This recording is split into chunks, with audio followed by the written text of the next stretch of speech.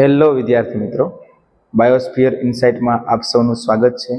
મિત્રો, છેલ્લા લેક્ચરની અંદર આપણે શુક્રપિંડની બાહ્ય રચના અને શુક્રપિંડની આંતરિક રચનાનો અભ્યાસ કર્યો. આજના લેક્ચરની અંદર નર પ્રજનન તંત્રના જે અન્ય રચનાઓ છે, સહાયકો પ્રજનન નલિકાઓ હોય, સહાયક પ્રજનન ગ્રંથિઓ હોય અને સાથોસાથ બાહ્ય જનનેન્દ્રિય જે છે એના વિશે આપણે ખૂબ સારી રીતે અભ્યાસ કરવાનો છે. જો તમે પહેલો લેક્ચર ન જોયો હોય તો એકવાર જરૂરથી જોઈ લેજો, બરાબર, અને એનસીઆરટી રીડ કરી અને સારી રીતે તૈયાર કરજો. તો વધારે સમય ન લેતા ફટાફટ આજના લેક્ચર પર આપણે આગળ વધીએ. તો જોઈએ, આજનો જે આપણો મુદ્દો છે એ છે સહાયક પ્રજનન નલિકાઓ. બરાબર, સહાયક પ્રજનન નલિકાઓ. તો સહાયક પ્રજનન નલિકાઓ શું કામ કરે? એક તો શુક્ર કોષોને વહન માટેનું માધ્યમ પૂરું પાડશે, વહન માટેની રચના પૂરી પાડશે, રાઈટ. તો કઈ કઈ સહાયક પ્રજનન નલિકાઓનો સમાવેશ થાય તો જોઈએ. એક તો વૃષણ જાળ, શુક્રવાહિકા, હમણાં આપણે બધું આકૃતિ દ્વારા સમજીએ છીએ.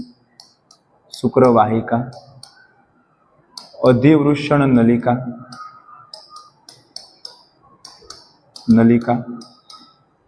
તે ઉપરાંત જોવા જઈએ તો શુક્રવાહિની, બધું ક્રમમાં યાદ રાખજો.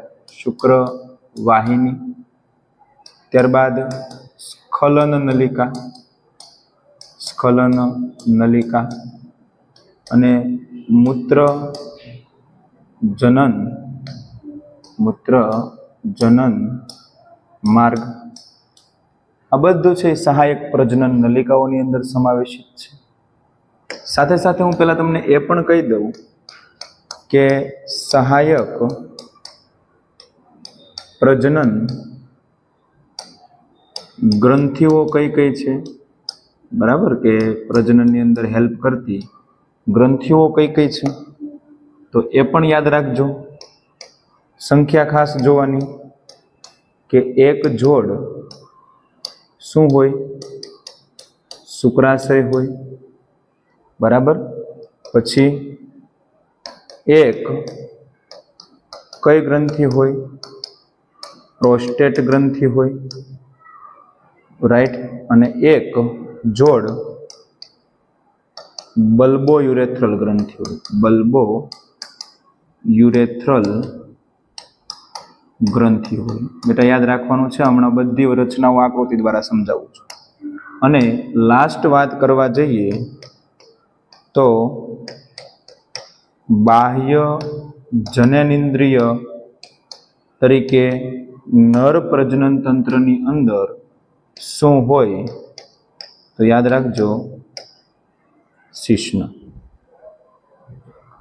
સમજો, ત્રણેય જે મુદ્દાઓ છે એક સરસ મજાની આકૃતિની અંદર આપણે કમ્પ્લીટ કરવાના છે.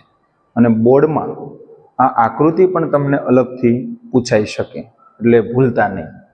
સમજો, હું પેલા છે એ થોડી વાતો ઉત્સર્જન તંત્રની કરું. તો જો આ જે છે એ મૂત્રાશય હું ડ્રો કરું છું. મૂત્રાશય આગળ છે એ મૂત્રવાહિનીમાં ઓપન થતું.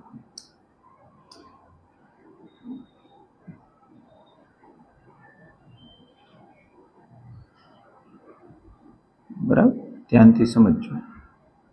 મૂત્ર માર્ગ છે, આગળ મૂત્ર માર્ગ મુખ હોય. ક્લિયર? હવે આપણને ખ્યાલ છે, ગયા લેક્ચરની અંદર વાત કરી એ મુજબ કે નર પ્રજનન તંત્રની અંદર એક જોડ શું આવેલા હોય? શુક્રપિંડ આવેલા હોય. એક જોડ શું આવેલા હોય? શુક્રપિંડ આવેલા હોય. આપણે આખીની રચના આપણે અભ્યાસ કરી કે શુક્રપિંડ ક્યાં સ્થાન પામેલા હતા. તો યાદ કરો કે શુક્રપિંડ જે છે એ વૃષણ કોથળીમાં સ્થાન પામેલા હતા. અને એ વૃષણ કોથળી શું કામ કરતી હતી? તો કે જે શુક્રપિંડ જે છે એની અંદર જે શુક્રકોષ બનતા હોય તો એ શુક્રકોષના નિર્માણ માટે જરૂરી શું પૂરું પાડતી હતી? તાપમાન પૂરું પાડતી હતી. બરાબર, જરૂરી તાપમાન પૂરું પાડતી હતી. એટલે આ વૃષણ કોથળી દોરી છે. હવે સમજવા માટે હું તમને આ જે શુક્રપિંડ છે એનો થોડો ભાગ ઓપન કરીને બતાવું, એટલે કે છેદ ખુલ્લો કરું છું. જો આટલો ભાગ હું ઓપન કરું છું તો આપણે ભણતા હતા કે એની અંદર શુક્રપિંડના આડા છેદમાં ઘણી બધી શુક્રપિંડીય ખંડિકા આવે. બરાબર? Yes, very good. હવે એ જે શુક્રપિંડીય ખંડિકા છે એ પ્રત્યેક શુક્રપિંડીય ખંડિકામાં 1 થી 3 શું આવેલી હોય? શુક્ર ઉત્પાદક નલિકા. સમજો બેટા ધ્યાનથી. બરાબર, કંઈક તમે આકૃતિ આવી રીતે પણ દોરી શકો. શુક્ર ઉત્પાદક નલિકા આવેલી હોય. હવે બેટા એ જે પ્રત્યેક શુક્ર ઉત્પાદક નલિકા છે એમાંથી વૃષણ જાળ નીકળે. બરાબર, જાળામાં રચનાઓ નીકળતી હોય જેને આપણે શું કહીએ? વૃષણ જાળ. ઇંગ્લિશમાં એને રેટેટેસ્ટિસ તરીકે પણ ઓળખવામાં આવે. એક વખત પ્રશ્ન રેટેટેસ્ટિસ તરીકે ઓળખાણો, રાઈટ? તો એમાંથી વૃષણ જાળ નીકળે. વૃષણ જાળ. હવે બેટા એ વૃષણ જાળ જે છે એ શું કરશે? તો કે એ શુક્રપિંડની પશ્વ સપાટીએ શેમાં ઓપન થશે? શુક્ર વાહિકામાં ઓપન થશે. શુક્રપિંડની પશ્વ સપાટીએ શેમાં ઓપન થશે? શુક્ર વાહિકામાં. જો હું તમને હારવાર નામ નિર્દેશન કરાવતો જાઉં, યાદ રાખજો કે આ જે વાત થઈ એ શેની હતી? બરાબર, હું જો આ રીતના ક્રમ આપતો જાઉં એટલે ક્રમ મુજબ આપણે નામ લખીએ એટલે વધારે આવશે. 1 નંબર કોનું નામ થયું? તો કે શુક્રોત્પાદક નલિકા.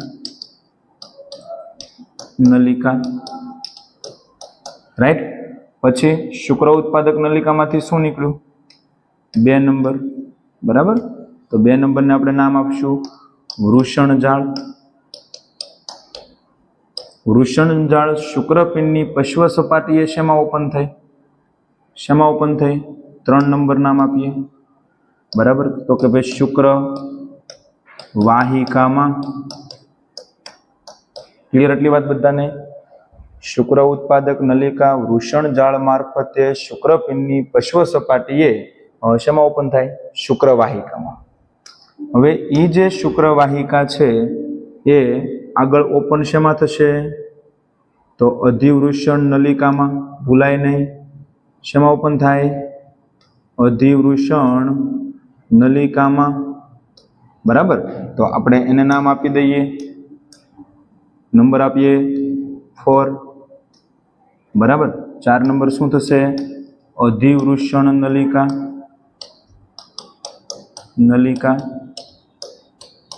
ક્લિયર એટલી વાત બધાને? Yes, very good.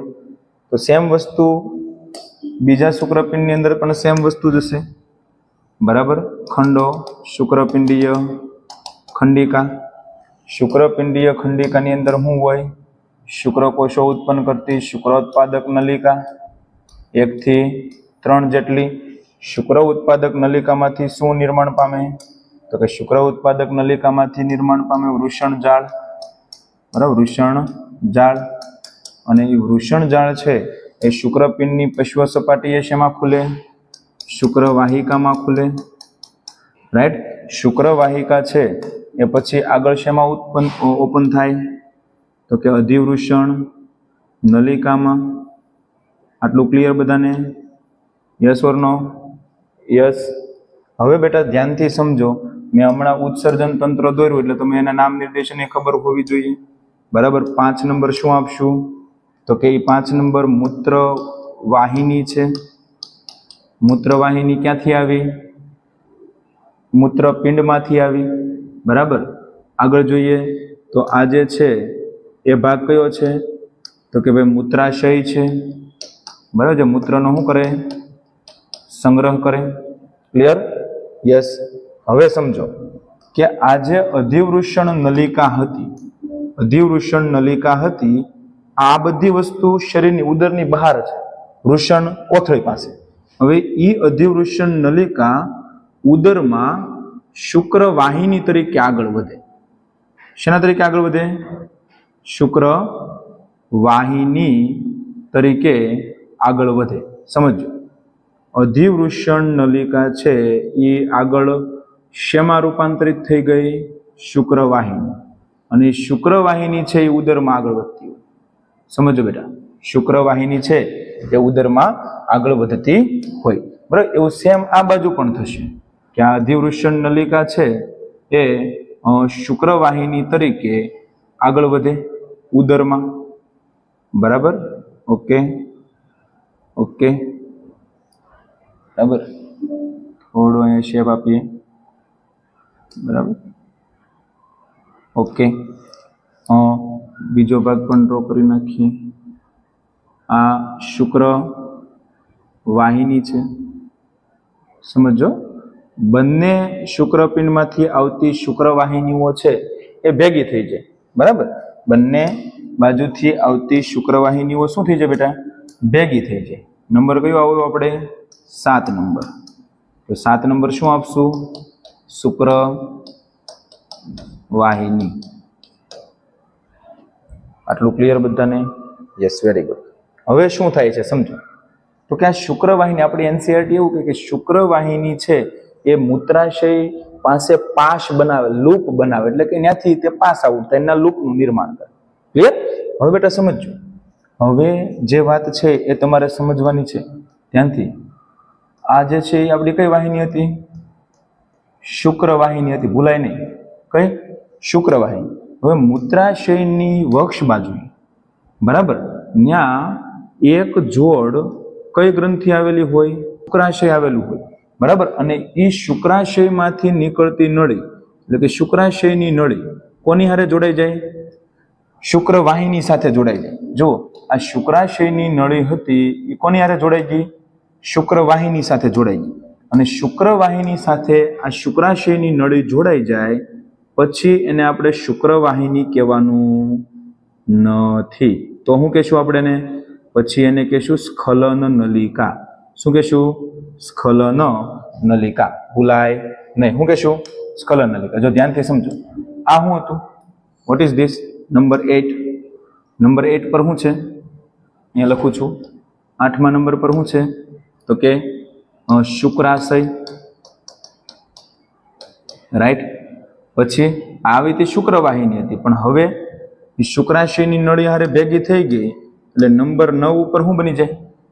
નંબર 9 ઉપર બની જાય સ્ખલન નલિકા. અને ઈ સ્ખલન નલિકા છે પછી આગળ હેમાં ઓપન થાય? મૂત્ર માર્ગમાં ઓપન થાય. એટલે આ ઈ માર્ગ છે કે જેમાંથી જે મૂત્રવાહિનીમાંથી મૂત્ર પણ આમાંથી પસાર થશે અને શુક્રપિંડના શુક્રકોષો પણ આમાંથી પસાર થશે. એટલે બંને આમાંથી પસાર થાય એટલા માટે આપણે એને કહી શકીએ, નંબર 10 કરી અને આપણે લખી શકીએ કે એ છે મૂત્ર જનન માર્ગ છે. શું છે? મૂત્ર જનન માર્ગ. ક્લિયર? આટલી વાત બધાને?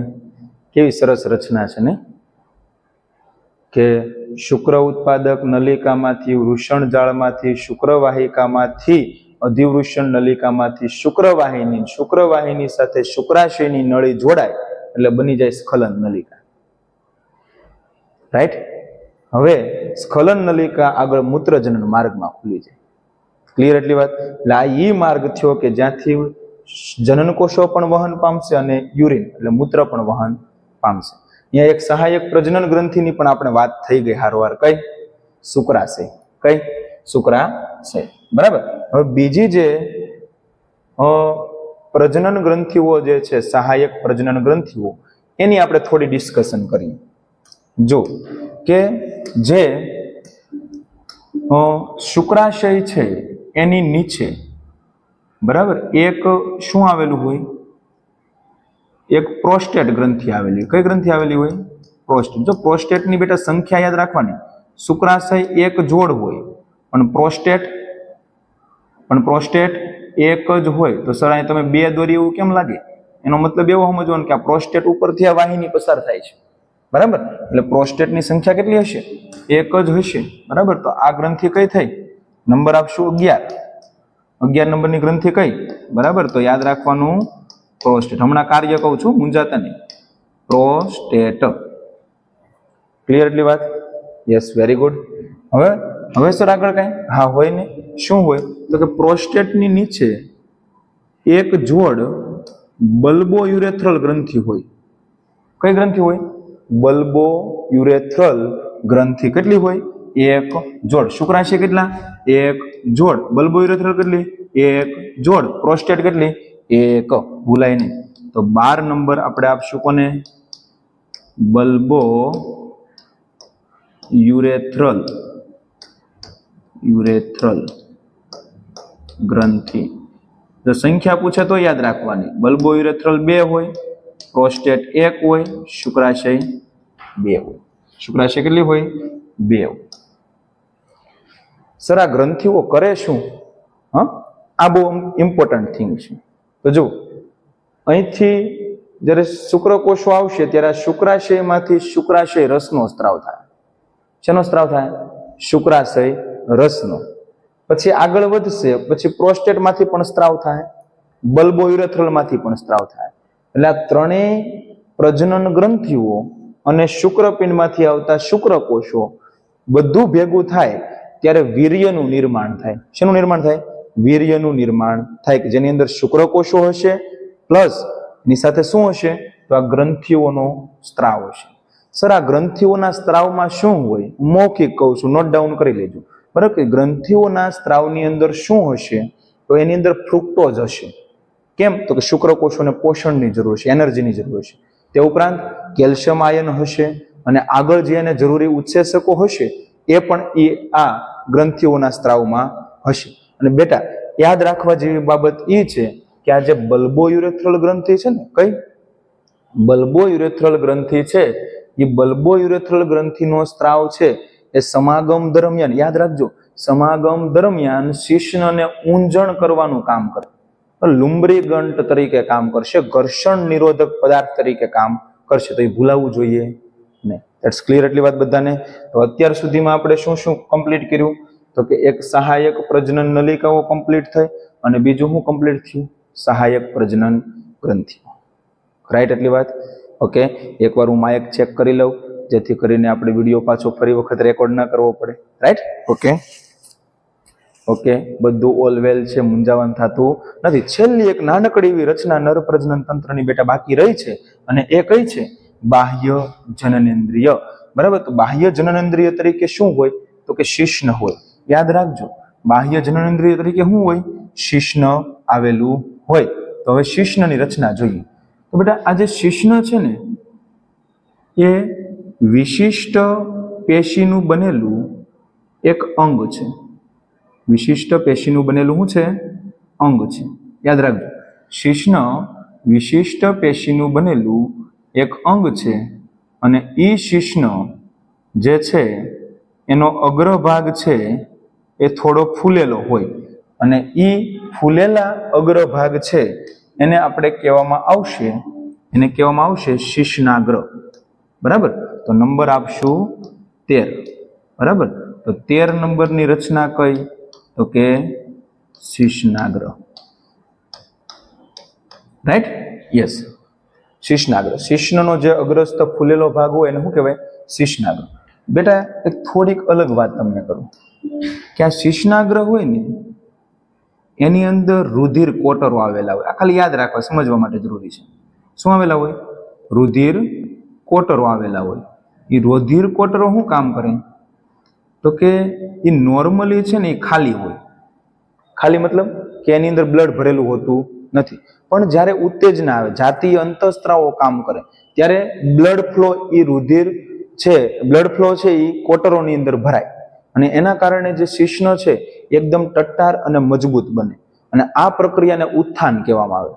સર આ ઉત્થાનની પ્રક્રિયા શેના માટે જવાબદાર હોય? તો આ ઉત્થાનની પ્રક્રિયા જે છે એ જે નર જનન કોષો છે એટલે કે શુક્રકોષો છે એને માદા પ્રજનન તંત્રની અંદર દાખલ કરવા માટે જરૂરી હોય. બીજી ખૂબ અગત્યની વાત સમજો કે આ શિશ્ન ઉપર ત્વચાનું એક શું આવેલું હોય? આવરણ આવેલું હોય. ત્વચાનું શું આવેલું હોય? આવરણ. અને એ ત્વચાને કહેવામાં આવે અગ્ર ત્વચા. ગળીમય ત્વચાનું આવરણ હોય અને શું કહેવામાં આવે? અગ્ર ત્વચા કહેવામાં આવે. ક્લિયર? એને આપણે કહીશું અગ્ર ત્વચા, ભૂલાય નહીં. બરાબર? ઓકે, તો એને આપણે કહીશું અગ્ર ત્વચા અને એનો નંબર આપીએ 14, 14 નંબર. 14 નંબરની જે રચના થઈ એ કઈ થઈ? અગ્ર ત્વચા. થોડુંક આપણું બોર્ડ છે એ થોડુંક કામ ઓછું આપે છે, પણ કાંઈ વાંધો નહીં, બધાને રીડેબલ જ તે અક્ષરો છે એટલે કોઈ પ્રશ્ન નથી. ક્લિયર? તો આવું બેટા સરસ મજાનું આપણે શું જોયું? નર પ્રજનન તંત્ર જોયું. તો બેટા નર પ્રજનન તંત્રની માત્ર આકૃતિ પણ તમને પૂછી લે તો આવડવી જોઈએ. બરાબર? શુક્રપિંડની રચના આપણે પહેલા જોઈ લીધી આગળના લેક્ચરમાં. સહાયક પ્રજનન નલિકાઓ જોઈ લીધી, સહાયક પ્રજનન ગ્રંથિઓ જોઈ લીધી, અને નર પ્રજનનાંગનું જે બાહ્ય જનનેન્દ્રિય છે એ શિશ્નની રચના પણ આપણે જોઈ. બેટા આપણી ટેક્સ્ટ બુકની અંદર છે ને એ 2 આકૃતિઓ આપેલી છે, તો એ આકૃતિઓનો પણ આપણે થોડો અભ્યાસ કરી લઈએ. જો આ આકૃતિ તો આપણે કંઈક દોરી છે એના જેવી જ છે, જો તમે ધ્યાનથી સમજો બધી રચનાઓ. તો કે શુક્રપિંડીય ખંડિકાઓ, હા સર હમણાં આપણે જોઈ હતી, કલર એક બદલી નાખો એટલે આપણને વધારે મજા આવે. પછી શુક્રપિંડીય ખંડિકાઓમાં જે શુક્ર ઉત્પાદક નલિકા હોય એમાં ખુલે વૃષણ જાળમાં, શુક્રવાહિકામાં થાય, પછી અધિવૃષણ નલિકામાં ખુલે, પછી શુક્રવાહિની મૂત્રવાહિની એટલે કે મૂત્રાશય પાસે લૂપ બનાવે, ક્રોસિંગ ઓવર થાય, રાઈટ? ઓકે, પછી આ મૂત્રાશય છે એ જોયું. શુક્રવાહિની છે એ આગળ શુક્રાશયની નળી સાથે જોડાય, જો અહીંથી જોડાય છે, જોડાય એટલે પછી શું બનાવી નાખે? સ્ખલન નલિકા બનાવે. બરાબર? સ્ખલન નલિકા. પછી આગળ છે એક પ્રોસ્ટેટ ગ્રંથિ આપેલી છે, બલ્બોયુરેથ્રલ ગ્રંથિ આપેલી છે, મૂત્રમાર્ગ આપેલો છે. બરાબર? શુક્રપિંડ આપણને કીધું છે, અગ્ર ત્વચા અને શિશ્નાગ્ર. તો એ સરસ આકૃતિ પણ તમે ડ્રો કરી શકો. બેટા બીજું એક અહીંયા અલગ રચના દર્શાવી છે જે નિતમની છે. જો નર નિતમ પ્રદેશના છેદની રચના છે, તો ઊભો છેદ સાઈડમાંથી દર્શાવેલો છે. તો અહીંયા ધ્યાનથી જુઓ તો તમને આઈડિયા આવે. આ રચના કરોડ સ્તંભની છે, બેક સાઈડ છે, રાઈટ? પછી આ જે છે ને એને મળાશય કીધું. મળાશય કોનો ભાગ થાય? પાચન તંત્રનો ભાગ. પાચન તંત્રનો ભાગ મળાશય છે. એ મળાશય છે એ મળદ્વારમાં ખુલે, એટલે આ માર્ગ મારફતે છે એ નકામા અથવા તો અપાચિત ખોરાક એ ઘટકો હશે એ બહાર નિકાલ પામશે. પછી તમે થોડુંક આગળ જુઓ તો આ રચના શું છે? મૂત્રવાહિની છે. જુઓ, મૂત્રપિંડમાંથી આવતી છે, ઉત્સર્જન તંત્રનો ભાગ. મૂત્રવાહિની આગળ છે એ આ રચનામાં ઓપન થાય. આ રચના કઈ કીધી છે? જુઓ તો કઈ રચના કીધી? મૂત્રાશય, રાઈટ? મૂત્રાશય એટલે મૂત્રવાહિની ઓપન થઈ મૂત્રાશય. હવે આ રચના જે છે એ આપણી શુક્રપિંડની રચના છે. બરાબર? શુક્રપિંડ કીધું. શુક્રપિંડ શેમાં સ્થાન પામેલા છે? તો કે વૃષણ કોથળીમાં સ્થાન પામે. જો બધા ધ્યાનથી સમજો. હવે શુક્રપિંડમાંથી શું આવ્યું? શુક્રવાહિની આવી, અને એ શુક્રવાહિની છે એ આગળ મૂત્રાશય પાસે છે પાશ બનાવે, અને આ જે શુક્રાશય છે, જો અહીંયા કીધું છે આ રચના કઈ થઈ ગઈ? શુક્રાશય. તો આ શુક્રવાહિની શુક્રાશયની નળી સાથે જોડાઈ ગઈ. અહીંયા જોડાઈ ગઈ ભાઈ, જોડાઈ ગઈ. પછી એને શું કહી દીધું? સ્ખલન નલિકા. જો આવી ગયું ને, સ્ખલન નલિકા. હવે સ્ખલન નલિકા છે એ આગળ કઈ ગ્રંથિ સાથે જોડાણી? પ્રોસ્ટેટ સાથે, પછી બલ્બોયુરેથ્રલ સાથે, પછી આ સ્ખલન નલિકા આગળ મૂત્રજનન માર્ગમાં ઓપન થાય, રાઈટ? મૂત્રજનન માર્ગમાં. મૂત્રજનન માર્ગ શેમાંથી પસાર થાય? શિશ્નમાંથી પસાર થાય. ઓકે, શિશ્ન જે છે એના અગ્રભાગને શું કીધું છે? શિશ્નાગ્ર કીધું છે. અને શિશ્નાગ્ર ઉપર છે પાતળી ત્વચાનું આવરણ આવેલું હોય, ગળીમય ત્વચા, એને શું કહેવાય? અગ્ર ત્વચા. તો કદાચ તમને બેટા આ આકૃતિ પણ પૂછાય. માની લો કે તમને ઓપ્શનની અંદર આકૃતિ આપે, નામ નિર્દેશન પૂછી લે, તો પણ તમને આવડવું જોઈએ. બરાબર? બહુ સરસ મજાના નર પ્રજનન તંત્રની રચના વિશે આપણે ખૂબ સારી રીતે અભ્યાસ કર્યો. હવે આવતા લેક્ચરની અંદર આ નર પ્રજનન તંત્રની અંદર થતી પ્રક્રિયા, એટલે કે શુક્રકોષના નિર્માણની પ્રક્રિયા, એટલે કે સ્પર્મેટોજેનેસિસ, શુક્રકોષ જનન વિશે છે, એ આપણે આવતા લેક્ચરમાં અભ્યાસ કરશું. તો મળીએ છીએ આવતા લેક્ચરની અંદર. જોવાનું ભૂલતા નહીં. ઓકે.